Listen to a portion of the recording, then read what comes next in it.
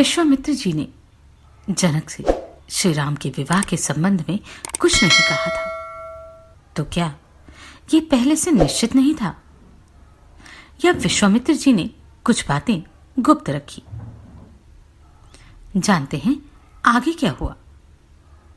इस अध्याय में श्री वाल्मीकि निर्मित आश्रामण आदि काव्य के बालकांड में आप सभी से अनुरोध है कि यदि आप इन वीडियोस को लाइक, शेयर या सब्सक्राइब नहीं भी कर सकते तो इन्हें पूरा अवश्य सुने।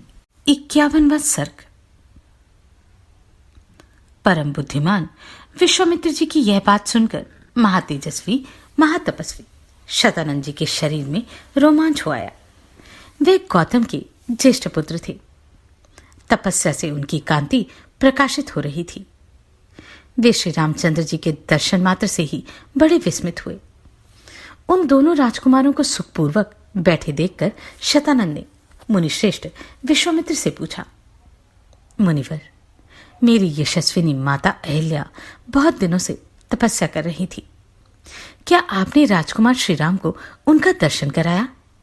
क्या मेरी महातेजस्विनी एवं यशस्विनी माता अहिल्या ने वन में होने वाले फल फूल आदि से समस्त देहधारियों के लिए पूजनीय श्री रामचंद्र जी का पूजन आदर सत्कार किया था?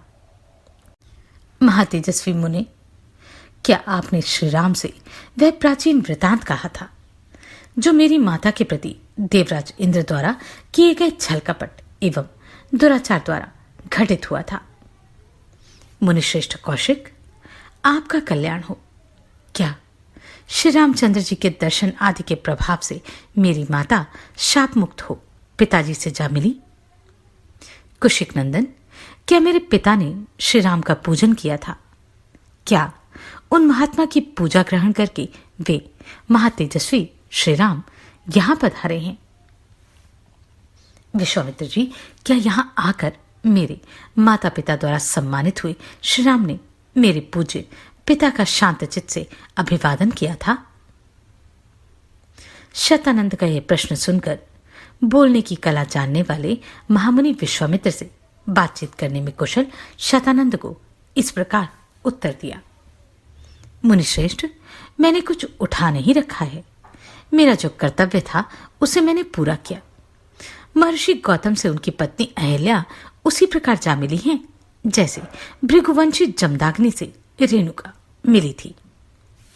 बुद्धिमान विश्वामित्र जी की यह बात सुनकर महातेजस्वी शतानंद ने श्री रामचंद्र जी से यह बात कही, नरश्रेष्ठ, आपका स्वागत है। रघुनंदन, मेरा अहोभाग्य जो आपने किसी से पराजित न होने वाले महर्षि विश्वामित्र को आगे करके यहां तक पधारने का कष्ट उठाया है। महर्षि विश्वामित्र के कर्म अचिंत्य हैं।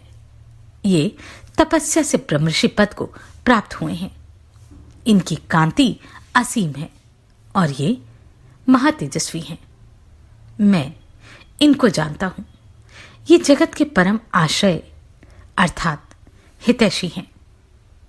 श्री राम, इस पृथ्वी पर आपसे बढ़कर धन्यातिधन्य पुरुष दूसरा कोई नहीं है, क्योंकि कुशिक नंदन विश्वामित्र आपके रक्षक है जिन्होंने बड़ी भारी तपस्या की है। मैं महात्मा कौशिक के बल और स्वरूप का यथार्थ वर्णन करता हूं। आप ध्यान देकर मुझसे यह सब सुनिए। ये विश्वामित्र पहले एक धर्मात्मा राजा थे। इन्होंने शत्रुओं के दमन पूर्वक दीर्घकाल तक राज्य किया था। ये धर्मज्ञ और विद्वान होने के साथ ही प्रजावर्ग के हित साधन में तत्पर रहते थे। प्राचीन काल में कुश नाम से प्रसिद्ध एक राजा हो गए थे। वे प्रजापति के पुत्र थे।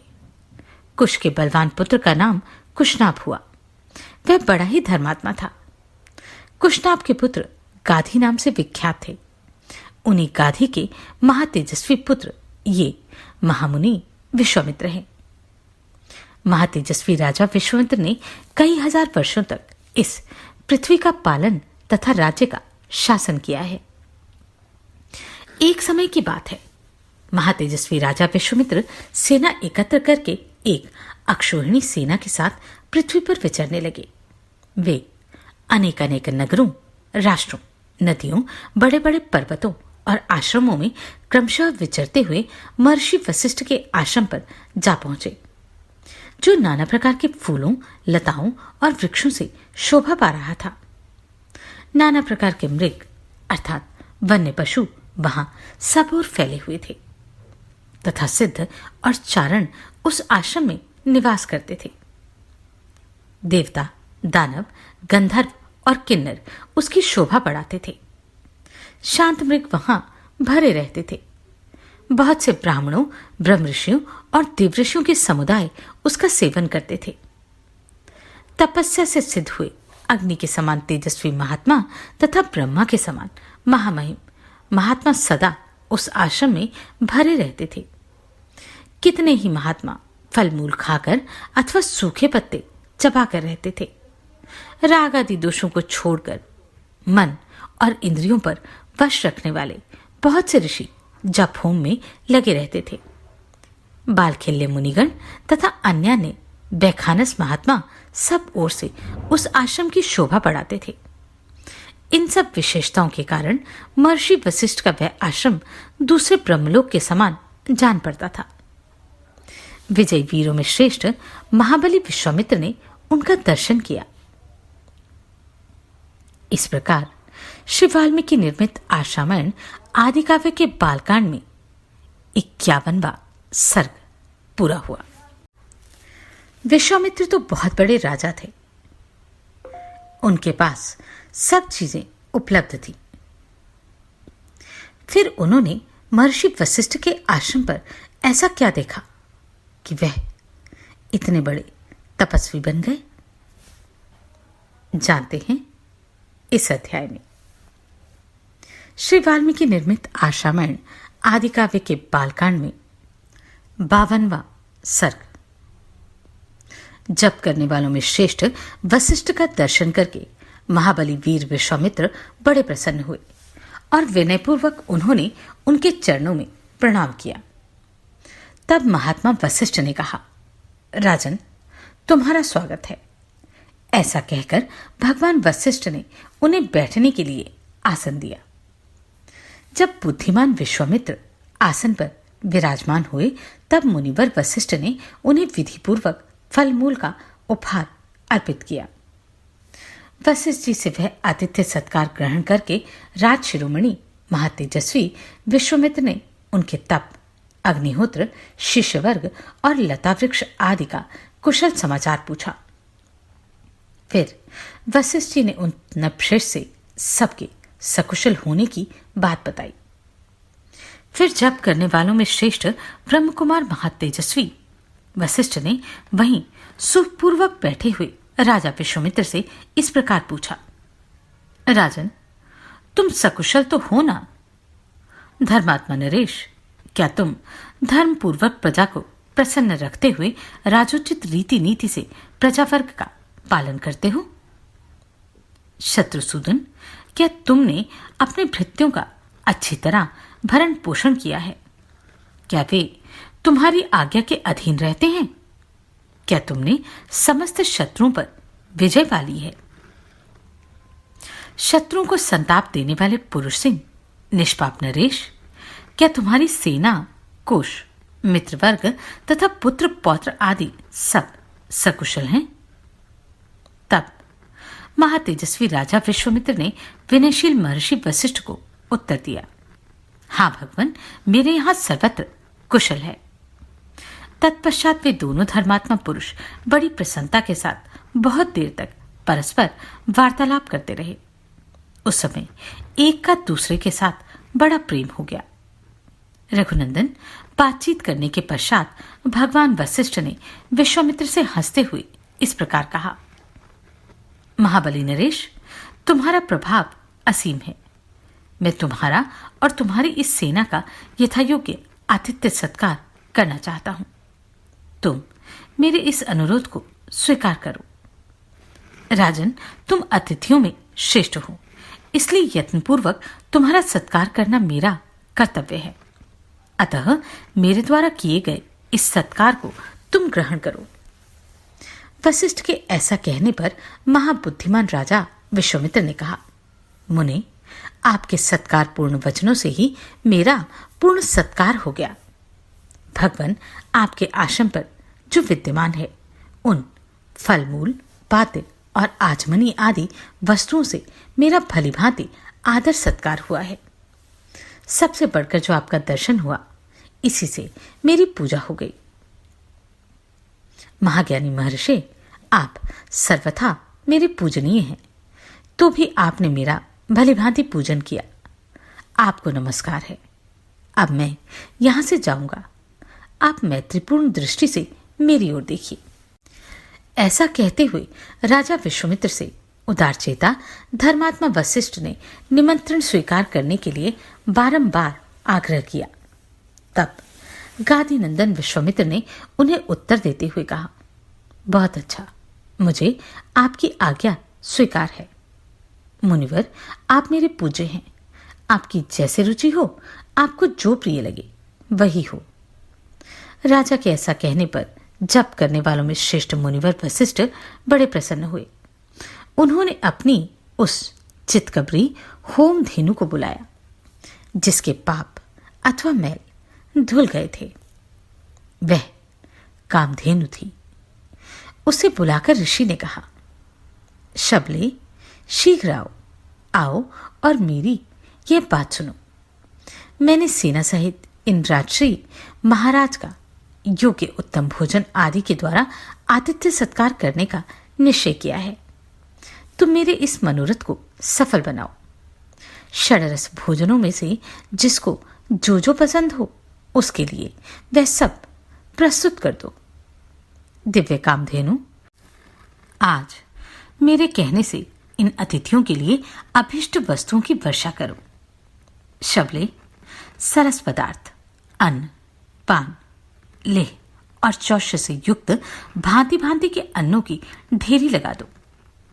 सभी आवश्यक वस्तुओं की सृष्टि कर दो।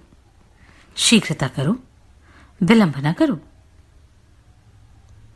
इस प्रकार वाल्मीकि निर्मित आज रामायण आदि काव्य के बालकांड में 52वां सर्ग पूरा हुआ। कामधेनु वह अद्भुत गौ थी जिसमें चमत्कारी शक्तियां थी, लेकिन उसका विश्वामित्र जी के ऋषि बनने में क्या योगदान था, जाने इस अध्याय में। श्री वाल्मीकि निर्मित आज रामायण आदि काव्य के बालकांड में 53वां सर्ग। शत्रुसूदन, महर्षि वशिष्ठ के ऐसा कहने पर चितकबरे रंग की वह कामधेनु जिसकी जैसी इच्छा थी उसके लिए वैसी ही सामग्री जुटाने लगी। ईश, मधु, लावा, मैरेगी, श्रेष्ठ आसव, पानक रस आदि नाना प्रकार के बहुमूल्य भक्ष्य पदार्थ प्रस्तुत कर दिए। गरम गरम भात के पर्वत के सदृश ढेर लग गए। मिष्ठान और दाल भी तैयार हो गई। दूध, दही और घी की तो नहरें बह चली। भांति भांति के सुस्वादु रस, खांडव तथा नाना प्रकार के भोजन से भरी हुई चांदी की सहस्त्रों थालियां सज गईं। श्री राम, महर्षि वशिष्ठ ने विश्वामित्र जी की सारी सेना के लोगों को भली भांति तृप्त किया। उस सेना में बहुत से हृष्टपुष्ट सैनिक थे। उन सबको वह दिव्य भोजन पाकर बड़ा संतोष हुआ। राजा विश्वामित्र भी उस समय अंतपुर की रानियों, ब्राह्मणों और पुरोहितों के साथ बहुत ही हृष्टपुष्ट हो गए। आमात्य, मंत्री और भृत्यों सहित पूजित हो वे बहुत प्रसन्न हुए और वशिष्ठ जी से इस प्रकार बोले, ब्राह्मण, आप स्वयं मेरे पूजनीय हैं, तो भी आपने मेरा पूजन किया, भली भांति स्वागत सत्कार किया और बातचीत करने में कुशल महर्षि। अब मैं एक बात कहना चाहता हूं, उसे सुनिए। भगवान, आप मुझसे 1,00,000 कॉइन लेकर ये चितकबरी गाय मुझे दे दीजिए, क्योंकि यह गौ रत्न रूप है और रत्न लेने का अधिकारी राजा होता है। ब्राह्मण, मेरे इस कथन पर ध्यान देकर मुझे यह शबला गौ दे दीजिए। क्योंकि ये धर्मतः मेरी ही वस्तु है। विश्वामित्र के ऐसा कहने पर धर्मात्मा मुनिवर भगवान वशिष्ठ राजा को उत्तर देते हुए बोले, शत्रु का दमन करने वाले नरेश्वर, मैं 1 लाख या 100 करोड़ अथवा चांदी के ढेर लेकर भी बदले में इस शबला गौ को नहीं दूंगा। यह मेरे पास से अलग होने योग्य नहीं है। जैसे मनस्वी पुरुष की अक्षय कीर्ति कभी उससे अलग नहीं रह सकती, उसी प्रकार यह सदा मेरे साथ संबंध रखने वाली शबला गौ मुझसे पृथक नहीं रह सकती। मेरा हव्य कव्य और जीवन निर्वाह इसी पर निर्भर है। मेरे अग्निहोत्र, बलि, होम, स्वाहा, वष्टकार और भांति भांति की विद्याएं इस कामधेनु के ही अधीन हैं। राजश्री, मेरा यह सब कुछ इस गौ के ही अधीन है, इसमें संशय नहीं है। मैं सच कहता हूं, यह गौ ही मेरा सर्वस्व है और यही मुझे सब प्रकार से संतुष्ट करने वाली है। राजन, बहुत से ऐसे कारण हैं जिनसे बाध्य होकर भी मैं ये शबला गौ आपको नहीं दे सकता। वशिष्ठ जी के ऐसा कहने पर बोलने में कुशल विश्वामित्र अत्यंत क्रोधपूर्वक इस प्रकार बोले, मुने, मैं आपको 14,000 ऐसे हाथी दे रहा हूं जिनके कसने वाले रस्से, गले के आभूषण और अंकुश भी सोने के बने होंगे और उन सब से वे हाथी विभूषित होंगे। उत्तम व्रत का पालन करने वाले मुनीश्वर, इनके सिवा मैं 800 सुवर्ण में रथ प्रदान करूंगा, जिनमें शोभा के लिए सोने के घुंघरू लगे होंगे और हर एक रथ में 4-4 सफेद रंग के घोड़े जुते हुए होंगे तथा अच्छी जाति और उत्तम देश में उत्पन्न महातेजस्वी 11,000 घोड़े भी आपकी सेवा में अर्पित करूंगा। इतना ही नहीं, नाना प्रकार के रंग वाली नई अवस्था की 1 करोड़ गौएं भी दे दूंगा, परंतु ये शबला गौ मुझे दे दीजिए। धृतश्रेष्ठ, इनके अतिरिक्त भी आप जितने रत्न या सुवर्ण लेना चाहें वह सब आपको देने के लिए मैं तैयार हूं, किंतु यह चितकबरी गाय मुझे दे दीजिए। बुद्धिमान विश्वामित्र जी के ऐसा कहने पर भगवान वशिष्ठ बोले, राजन, मैं ये चितकबरी गाय तुम्हें किसी तरह भी नहीं दूंगा। यही मेरा रत्न है, यही मेरा धन है, यही मेरा सर्वस्व है और यही मेरा जीवन है। राजन, मेरे दर्श, पौर्णमास, प्रचुर दक्षिणा वाले यज्ञ तथा भांति भांति के पुण्य कर्म ये गौ ही है। इसी पर ही मेरा सब कुछ निर्भर है। नरेश्वर, मेरे सारे शुभ कर्मों का मूल यही है, इसमें संशय नहीं है। बहुत व्यर्थ बात करने से क्या लाभ, मैं इस कामधेनु को कदापि नहीं दूंगा। इस प्रकार श्री वाल्मीकि निर्मित आशामण आदि काव्य के बालकांड में 53वां सर्ग पूरा हुआ। विश्वामित्र वशिष्ठ जी की गाय को देखकर बहुत प्रभावित हुए थे।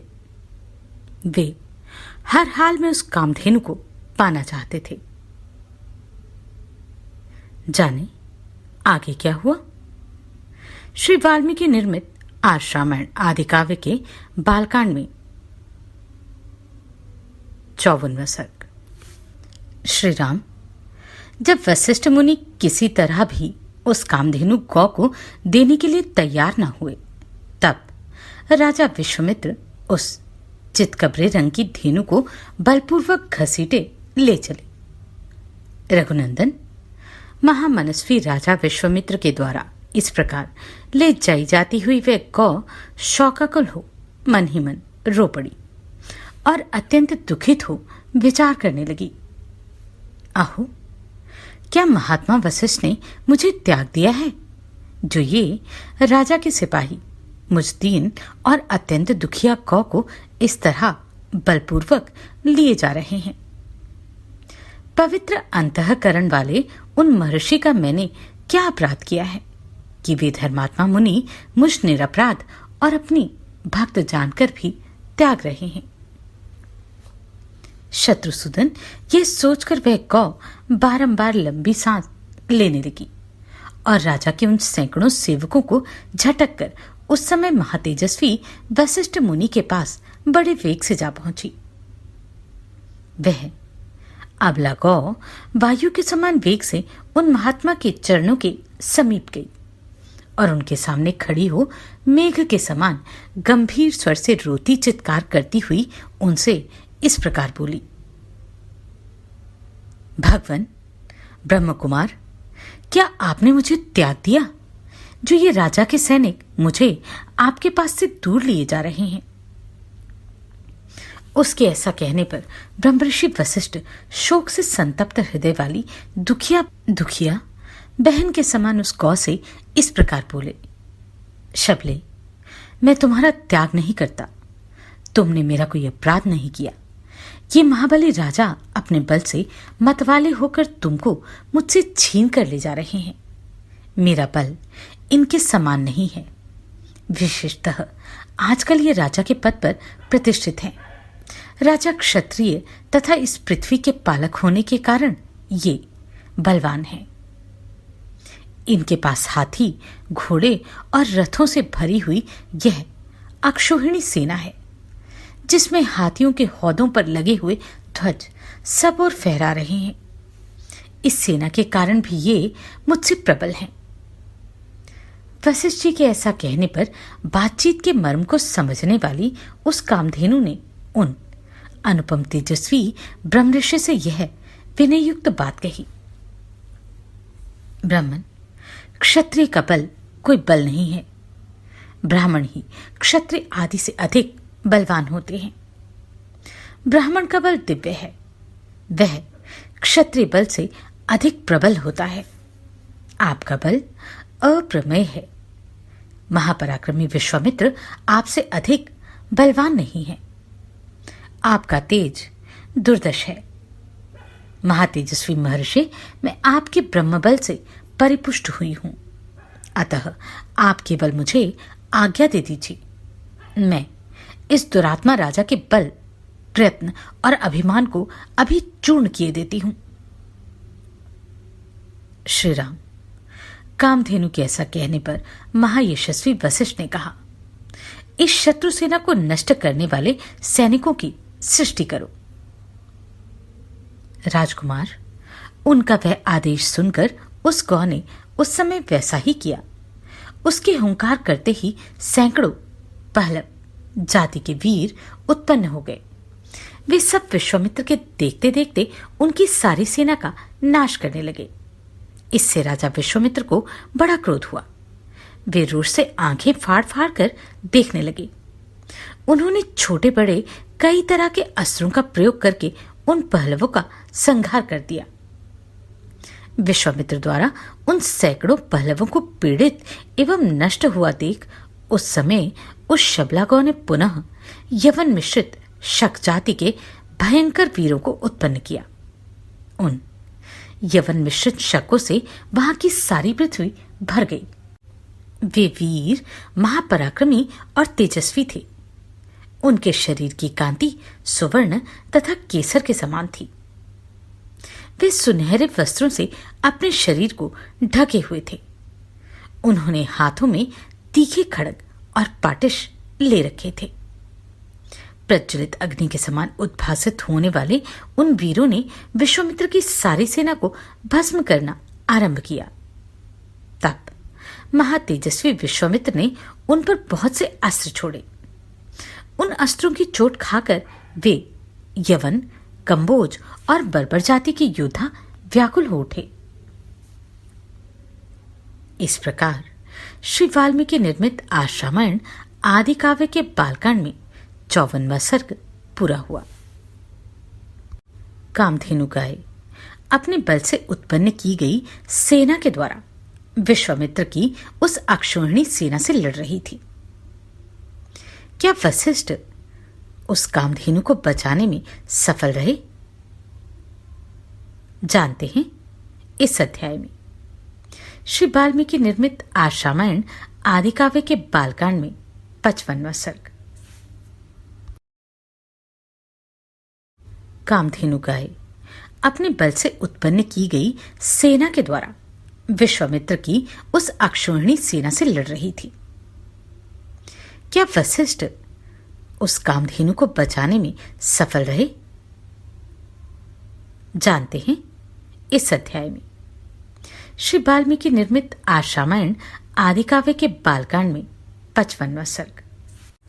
विश्वामित्र के अस्त्रों से घायल होकर उन्हें व्याकुल हुआ देख वशिष्ठ जी ने फिर आज्ञा दी, कामधेनु, अब योग बल से दूसरे सैनिकों की सृष्टि करो। तब उस गौ ने फिर हुंकार किया। उसके हुंकार से सूर्य के समान तेजस्वी काम्बोज उत्पन्न हुए। धन से शस्त्रधारी बर्बर प्रकट हुए।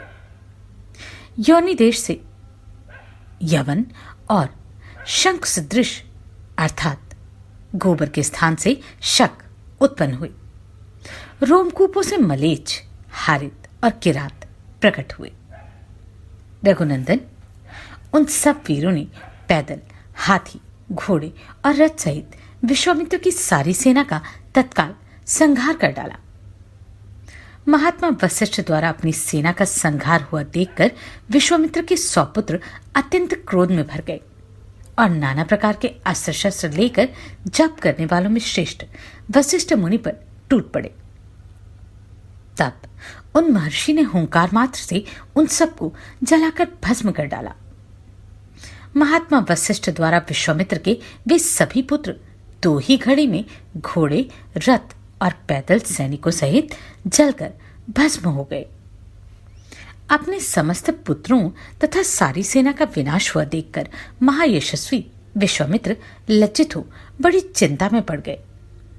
समुद्र के समान उनका सारा वेग शांत हो गया। जिसके दांत तोड़ दिए गए हों उस सर्प के समान तथा राहुग्रस्त सूर्य की भांति वे तत्काल ही निस्तेज हो गए। पुत्र और सेना दोनों के मारे जाने से वे पंख कटे हुए पक्षी के समान दीन हो गए। उनका सारा बल और उत्साह नष्ट हो गया। वे मन ही मन बहुत खिन्न हो उठे। उनका एक ही पुत्र बचा था। उसको उन्होंने राजा के पद पर अभिषिक्त करके राज्य की रक्षा के लिए नियुक्त कर दिया और क्षत्रिय धर्म के अनुसार पृथ्वी के पालन की आज्ञा देकर वे वन में चले गए। हिमालय के पार्श्व भाग में जो किन्नरों और नागों से सेवित प्रदेश है, वहां जाकर महादेव जी की प्रसन्नता के लिए महान तपस्या का आश्रय ले वे तप में ही संलग्न हो गए। कुछ काल के पश्चात वरदायक देवेश्वर भगवान वृषभध्वज अर्थात शिव ने महामुनि विश्वामित्र को दर्शन दिया और कहा, राजन, किस लिए तप करते हो? बताओ, क्या कहना चाहते हो? मैं तुम्हें वर देने के लिए आया हूं। तुम्हें जो वर पाना अभिष्ट हो उसे कहो। महादेव जी के ऐसा कहने पर महातपस्वी विश्वामित्र ने उन्हें प्रणाम करके इस प्रकार कहा, निष्पाप महादेव, यदि आप संतुष्ट हों तो अंग, उपांग, उपनिषद और रहस्यों सहित धनुर्वेद मुझे प्रदान कीजिए। अनग, देवताओं, दानवों, महर्षियों, गंधर्वों, यक्षों तथा राक्षसों के पास जो जो अस्त्र हों वे सब आपकी कृपा से मेरे हृदय में स्फुरित हो जाएं। देवदेव, यही मेरा मनोरथ है जो मुझे प्राप्त होना चाहिए। तब एवमस्तु कहकर देवेश्वर भगवान शंकर वहां से चले गए। देवेश्वर महादेव से वे अस्त्र पाकर महाबली विश्वामित्र को बड़ा घमंड हो गया। वे अभिमान में भर गए, जैसे पूर्णिमा को समुद्र बढ़ने लगता है। उसी प्रकार वे पराक्रम द्वारा अपने को बहुत बड़ा चढ़ा मानने लगे। श्री राम उन्होंने मुनिश्रेष्ठ वशिष्ठ को उस समय मरा हुआ ही समझा। फिर तो वे पृथ्वीपति विश्वामित्र वशिष्ठ के आश्रम पर जाकर भांति भांति के अस्त्रों का प्रयोग करने लगे, जिनके तेज से वह सारा तपोवन दग्ध होने लगा।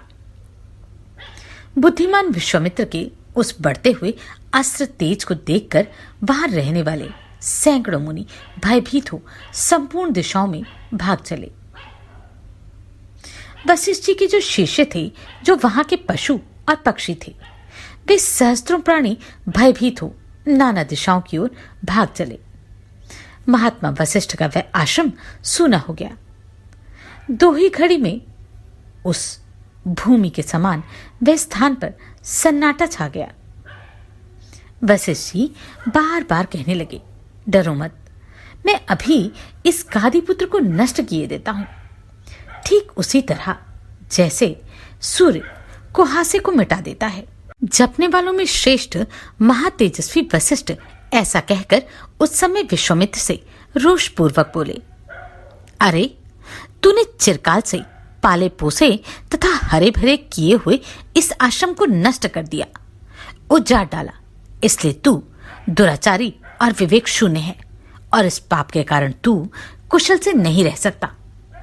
ऐसा कहकर वे अत्यंत क्रुद्ध हो धूम रहित कालाग्नि के समान उद्युक्त हो उठे और दूसरे यमदंड के समान भयंकर डंडा हाथ में उठाकर तुरंत उनका सामना करने के लिए तैयार हो गए। इस प्रकार वाल्मीकि निर्मित आर्ष रामायण आदि काव्य के बालकांड में 55वां सर्ग पूरा हुआ। आप सभी को कोटि कोटि साधुवाद। आपने इन वीडियोस को इतना प्रेम दिया। नमस्कार, मैं आभा शर्मा जावास। यदि आपको मेरा ये प्रयत्न सराहनीय लगा हो तो मुझे सब्सक्राइब करके प्रोत्साहित करें।